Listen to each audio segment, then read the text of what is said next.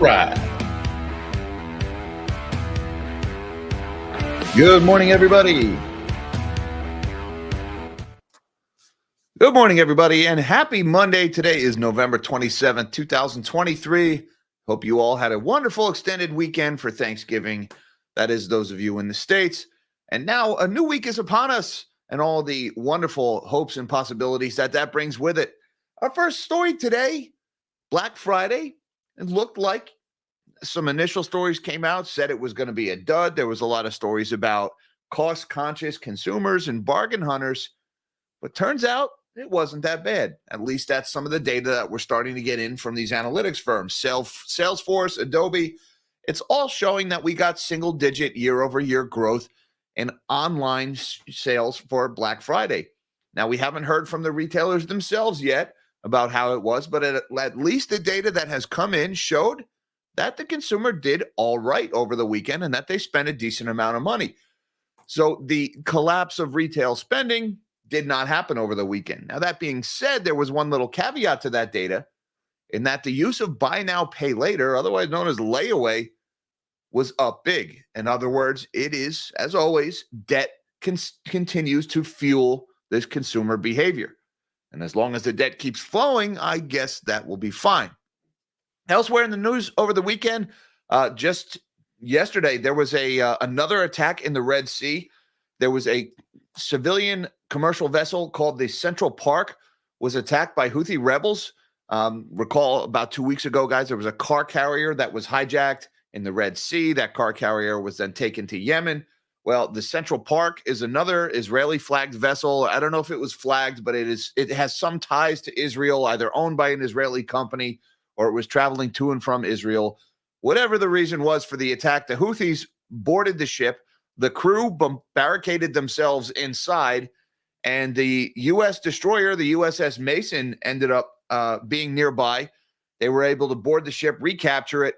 They captured the 5 or so militants that had boarded the ship and tried to take it over. And it looks like the Houthis fired 2 ballistic missiles at the Mason, and that those missiles missed by a pretty wide mark. So at least according to preliminary reports, nobody was hurt. Thank God for that. But tensions in the Red Sea continue to rise, with commercial shipping being the target. And lastly, we got a little bit more information over the weekend about what happened at OpenAI. And it's a little scary, and it does fall in line with some of the things I've been warning about on this channel. OpenAI's new program, Q-Star, seems it's been able to teach itself math. And while it's only doing math at about a grade school level right now, fact is, the thing is teaching itself math. And I'm not talking about just a simple calculator. I'm talking about complex calculations. Keep in mind, guys, all of the world's data is encrypted. All of your financial data, all of your browser history, all of your health information, your whole life is data in the cloud, and it's encrypted. And if we've got software that can teach itself math, then that encryption is not safe. And that discovery, or this big breakthrough at Q-Star over at OpenAI, that happened a day before Sam Altman was fired. So it looks like that may have played a role in what's going on. And guys, I've been saying it for a while, all of these hacks that we've seen over these last few weeks, we had the Fidelity National Financial hack that just happened right before Thanksgiving. We had the Mr. Cooper hack. 4.1 million people couldn't pay their mortgages. We had the ICBC hack, Industrial Commercial Bank of China. They were locked out of the 30-year treasury. They were settling treasury auction transactions with a freaking USB stick by messenger. What else we had? Interbank payments went down in Japan. ACH system went down. The financial institutions, the hacks are getting more frequent, more severe. And then we find out about this breakthrough at OpenAI. The timing is more than just a little suspicious. And before we shrink my big melon of a head, I have to say thank you so much to my lovely niece, Amelia, who made this magnificent play button for me. You may have noticed the banana light is missing today. Thank you, Amelia, very much for my play button. All you YouTubers with 1 million subscribers and your big fancy gold play buttons, I can feel the jealousy over the airwaves this morning. And with that, let's shrink my big melon of a head and see what is going on in the world of finance this morning. Guys, don't forget that like button. It really helps get the word out about this channel. And if you're new here, hit that subscribe and have your coffee with the melon heads every morning. Right now, the S&P 500 is down about 10 points ahead of the opening bell, or 0.2% lower. The Dow is also down about 0.16%. That's about 55 points in the red ahead of the opening bell. And the NASDAQ is also down almost a quarter point, 0.23% lower, 37 points down on the NASDAQ this morning. So we got all three indexes in the red, albeit a small amount. Looking at the commodities board, precious metals are looking pretty good this morning. We've got gold is up another $10 with December gold futures trading at $2,012, still over that 2,000 handle. And that is up about 0.5% this morning. But check out my favorite of the shiny, silvers. December silver futures trading at $24.90. That's up 56 cents this morning, 2.3% higher for silver. Looking good there. Are we going to see a 25 handle on silver this morning? Or will Mr. Slammy show up just in time to prevent that? We have got platinum and palladium, meanwhile, both down about 0.75%. December crude oil futures for West Texas Intermediate trading at 75.33. That's down about 20 cents this morning. So a mixed bag in commodities, but precious metals are looking pretty good. We've got a slightly weaker dollar this morning. The DXY is down 10 basis points at 103.31. Still trading in that mid 103 range where it's been for a while. Now let's take a look at the bond market. We've got yields are mostly lower again this morning. The 30-year Treasury is yielding 4.585. That's down about 3 basis points. 10-year at 4.454. That's down almost 3 basis points. The 2-year at 4.93. And the 1 month still sitting pretty at 5.40. Now, speaking of the bond market, guys, I don't know how this one escaped the news, but reverse repo took another big drop. I guess this was on Thursday that we got that data point out. Reverse repurchase agreements dropped another $65.7 billion down to $865.9 billion sitting in the reverse repo. That is the lowest that we've seen since, well, a very long time ago. Let's see. We haven't been this low since the initial run-up back in July of 2021 was the last time we were this low. And more importantly, guys, we are still on trend to reach zero in reverse repo sometime in the middle of February. And when we get to zero, well, nobody knows what's happened because we've never had trillions of dollars sitting in this reverse repurchase agreement account before. We've never had it start to run down after suspending the debt ceiling, and we've never had it go to zero before. So nobody really knows what's happened. I did a video with Joe Brown over at Heresy Financial a couple of weeks ago. Joe had a pretty good guess. He said it will eventually lead to a liquidity crisis, but it may not happen overnight, as some people are suspecting. But we're going to keep an eye on that one. I drew this red line a couple of weeks ago, and it looks like it's still right on the money. Unless something changes, reverse repo hits zero sometime in the middle of February. Currently $865 billion remaining. Now let's talk about some of the data that we got from Black Friday that just came out. Shout out to Samantha LeDuc over at LeDuc Trading. I've worked with Samantha before. She's been on the channel. She put out this thread on Twitter this morning, compiling some of the data because there's a lot of mixed stories out there about Black Friday. Some were saying that the data was weak. Some were saying it was strong. There were some people were showing pictures of crowds. There was a lot of videos of phony discounts going on around where, it says, oh, Black Friday special, $99. And then you pull the card away and it says $99 behind it, as in all they did was take the same price and write Black Friday special next to it. Gee, turns out marketing people are full of it. Go figure. But besides that, Samantha did a pretty good job compiling some of the data here. This is at Samantha LeDuc over on Twitter or X. Online sales didn't suck this weekend.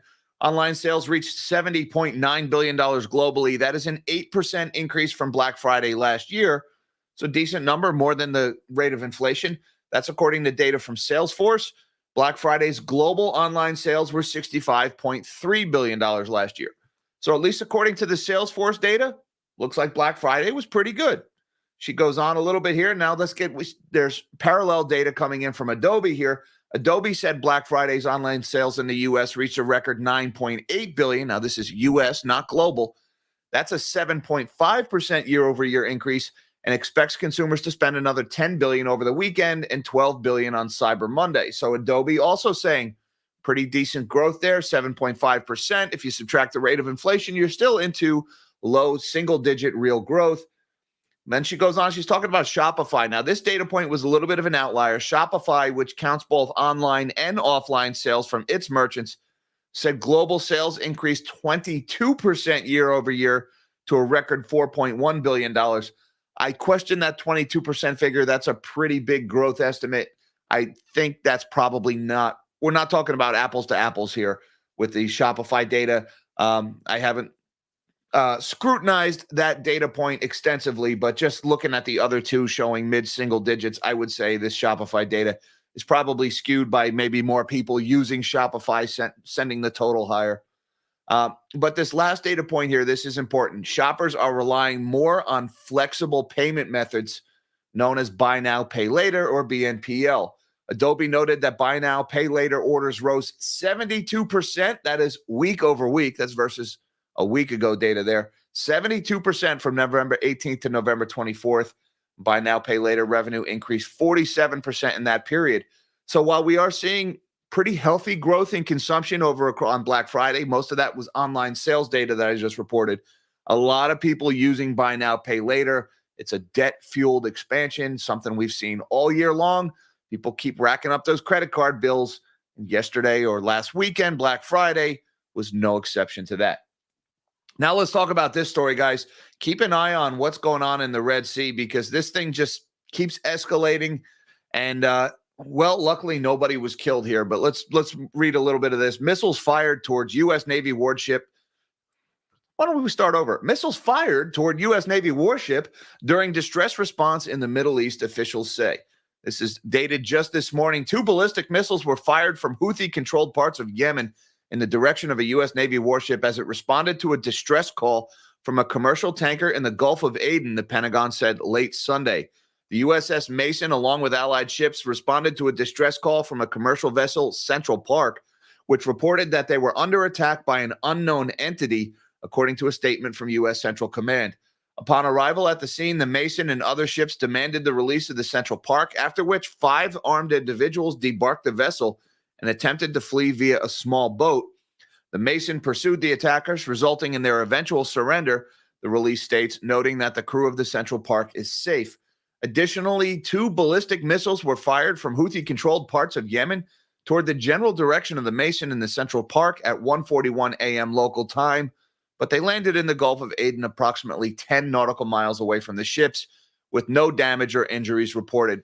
So it looks like either these were unguided munitions or the guidance system failed. Either way, they missed by a huge margin, several miles. So the destroyer is safe, the crew of the ship is safe, and the militants who boarded the ship have been captured. So I guess we're going to call this one a win, but the fact that a U.S. Navy destroyer had to get involved to begin with, probably not a good indicator. This is the second such incident in as many weeks in the Red Sea. Houthis are getting froggy over there. And guys, a lot of trade, a lot of oil, a lot of other merchant cargo flows through the Red Sea because of the Suez Canal from the Mediterranean. So keep an eye on this story. I suspect this is not the last we'll hear of this area. Let's talk a little bit more about what's going on in Asia now. iPhone maker Honhai, aka Foxconn, plans $1.6 billion in India expansion bid. And we've seen this trend all year long. The de-Chinization of the tech supply chain is continuing here. Now we've got the biggest iPhone maker in the world is spending $1.5 billion to expand iPhone production in India. iPhone maker Honhai Precision Industry plans to expand its footprint in India with a 50 billion, that's new Taiwan dollars, which is about $1.5 billion US dollars investment for new construction projects. The announcement was made in an exchange filing in Taiwan late Monday. It didn't give any further details, saying only that the investment was for operational needs. A spokesman for the company declined to say where the new facilities would be or what they would build. The news comes as Honhai, also known as Foxconn, and other Taiwanese electronics manufacturers continue to diversify their business outside of China as tensions rise between Washington and Beijing. And by the way, about half of Foxconn's revenue comes from Apple. So it's a good bet that they will be building iPhones in India. So regardless of what happened at this APEC summit in San Francisco, which magically solved the homeless problem in San Francisco, at least for a week, it looks like the breakthroughs were not enough to prevent this, what do you call it, offshoring, nearshoring, move shoring, whatever you want to call it, with U.S. firms and the customers or the supply chain of U.S. firms moving production out of China into companies like Singapore, like Vietnam, like Malaysia, and in this case, India, where you can still get that cheap labor without all the geopolitical tensions that come with doing business in China. So Looks like that's another move away from China. And guys, let's talk about this one here because this needs more attention. The press is slow walking this story, and I can't prove it, guys, but I swear there's just too many coincidences here. OpenAI researchers warn board of an AI breakthrough ahead of the CEO's ouster, sources say. And guys, as we go through this story, keep in mind all of these hacks of financial institutions that have happened in the last couple of weeks, and keep in mind how the press has downplayed all of these hacks, if they've covered them at all. And also think about the fact that right now, artificial intelligence is largely controlled by some of the biggest dirtbags in the crypto industry. And I'm sure they would only ever use artificial intelligence for benevolent purposes, right? OpenAI researchers warn board of AI breakthrough ahead of CEO ouster, sources say. Ahead of OpenAI CEO Sam Altman's 4 days in exile, several staff researchers wrote a letter to the board of directors warning of a powerful AI discovery that they say could threaten humanity. Two people familiar with the matter told Reuters. Now, guys, they use this chicken little language here, could threaten humanity, could destroy human civilization as a whole. I've seen this in the press. They use this to make the people who are saying slow down look like hysterical nuts, look like conspiracy theorists. But I would remind you that it is the 2020s. And if you look at the scoreboard behind you here, the conspiracy theorists are winning this decade. So don't laugh when they say could threaten humanity. It's the 2020s. Let's not downplay that one. The previously unreported letter and AI algorithm were key developments before the board's ouster of Altman, the poster child for generative AI, the two sources said. Prior to his triumphant return late Tuesday, more than 700 employees had threatened to quit and join back on Microsoft in solidarity with the leader. The sources cited the letter as one factor among a longer list of grievances by the board leading to Altman's firing, among which were concerns over commercializing advances before understanding the consequences. Reuters was unable to review with a copy of the letter. The staff who wrote the letter did not respond to requests. After being contacted by Reuters, OpenAI, which declined to comment, acknowledged in an internal message to staffers a project called Q-Star. Remember that one, Q-Star. And a letter to the board before the weekend's events, one of the people said. An OpenAI spokesman said that the message sent by longtime executive Mira Murati alerted staff to certain media stories without commenting on their accuracy. Some at OpenAI believe Q-Star could be a breakthrough in the startup search for what's known as artificial generative intelligence. One of the people told Reuters, OpenAI defines AGI as an autonomous systems that surpass humans in most economically valuable tasks. Given vast computing resources, the new model was able to solve certain mathematical problems, the person said, on condition of anonymity. Though only performing math on a level of grade school students, they didn't say what grade, acing such tests made researchers very optimistic about Q-Star's future success, the source said. Now, look, this Q-Star application is now able to do complex math. They're saying at grade school student levels. All right. Now, don't let that fool you guys. We're not talking about a calculator here that can do 5 times 5 equals 25. We're not talking about simple arithmetic here. We're talking about complex, multifaceted calculations. You know, again, they don't say which grade school, but we're probably talking algebraic, a series of equations. I mean, all the way up to 12th grade, you could say, if they're saying grade school math, right? And I don't know if you guys have seen high school level calculus before, but it's actually pretty hard, pretty complex math. And if there's computers that can teach itself to do that math, then those computers can very easily break encryption algorithms that are used to hide all the details of your life that you want kept private. And, look, if you're a lot of these artificial intelligence people and, big deep state swamp apologizers say, well, people who have nothing to hide shouldn't worry. People who aren't doing anything wrong have nothing to hide. Yeah. Do you have walls in your bedroom? Do you have a door in your bedroom? Is there a door in your bathroom? Do you close it when you use it? Why do you do that? What do you have to hide? Maybe because everybody has something to hide. Maybe because people are just entitled to privacy. And this OpenAI company has developed a computer program, artificial intelligence, that can teach itself to do math. And it's not that big of a stretch of the imagination to figure out that this software could be used to penetrate cyber defenses, to do great untold damage to people's lives. And lo and behold, right as this technology is being developed, we're seeing repeated stories of financial institutions getting hacked or hit by ransomware. Are these two stories related? Can't prove that they are, but dang, they're happening right around the same time, aren't they? The proximity of these things can't be ignored.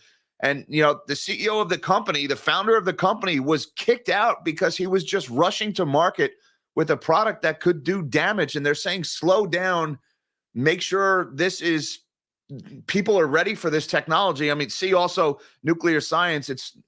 You just turn it loose on the world and then hope we don't destroy ourselves with it.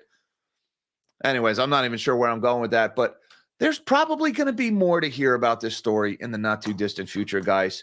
AI is coming, whether we like it or not. And once that genie is out of the bottle, there is just no putting it back in. Let's just hope that reason prevails. But the people that are controlling things in AI, Jensen Huang, this Damoon designated activity, I don't have a lot of confidence in these people. Let me just put it that way. And I got a couple of thank yous I have to say. Well, hold up. First of all, I got to say, Easy Fix, thank you so much. He says, thoughts on what the Fed or Treasury could do once reverse repo is drained to avoid a crisis.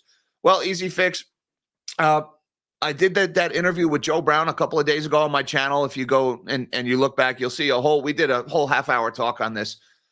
There's a few things they could do. They could just start up QE again. I mean, they could just skip over all the talk and pretense, and they could just start QE up again. I don't think they'll do that right away. But the Treasury has somewhere between $750 and $800 billion in the Treasury general account at this point. So the Treasury could start to slow down the issuance of new bonds, which will limit the supply of bonds hitting the market and should theoretically lower their prices a little bit. Should somewhat increase their prices and lower the interest rates. So if they use the Treasury general account to slow the issuance of new government bonds, that could delay a liquidity crisis. They could come up with some new acronym, that allows banks to access liquidity in order to buy up the issuance from the government. I mean, there's a lot of things they could do to try to delay a liquidity crisis. All those things would be inflationary, or they would cause other problems that would need to be addressed shortly after. Although next year is an election year, and that is when policy like that tends to get enacted, is just keep the status quo going a little longer, and we'll let the next guy solve the problem, or at the very least blame it on him. That's entirely possible.